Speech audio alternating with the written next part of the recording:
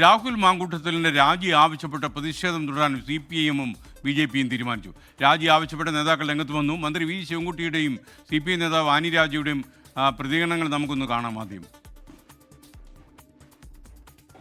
രാഹുൽ മാങ്കൂട്ടത്തിനെ സംബന്ധിച്ച് ഉയർന്നു വന്നിട്ടുള്ള ആക്ഷേപങ്ങളും ആരോപണങ്ങളും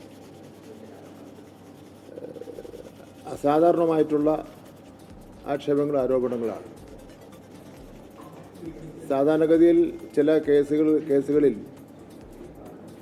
കോടതി വിധി പ്രഖ്യാപിക്കുമ്പോൾ പറയാറുണ്ട്, അപൂർവങ്ങളായ കേസാണെന്ന് പറയാറുണ്ട്. രാഹുൽ മാങ്കൂട്ടത്തിൻ്റെയും ഈ ആക്ഷേപങ്ങളെന്ന് പറഞ്ഞാൽ അപൂർവങ്ങളായി കേരളത്തിൽ കേട്ടിട്ടുള്ള കാര്യമാണ്. അതുകൊണ്ട് തന്നെ അദ്ദേഹം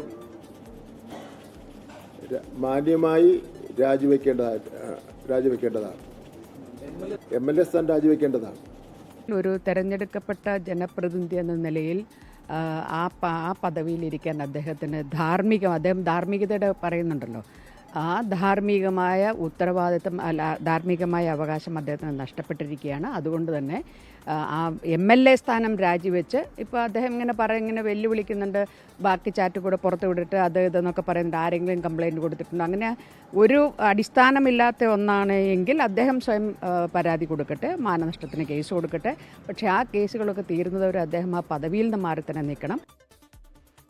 ലോകത്തെവിടെയായാലും ഏത് സമയത്തും 24 വാർത്തകളും ഓഗ്മെന്റഡ് റിയാലിറ്റി പാക്കേജുകളും എക്സ്പ്ലെയിനറുകളും വിശദമായി കാണാൻ ഞങ്ങളുടെ YouTube ചാനൽ നിങ്ങൾക്ക് സബ്സ്ക്രൈബ് ചെയ്യാം.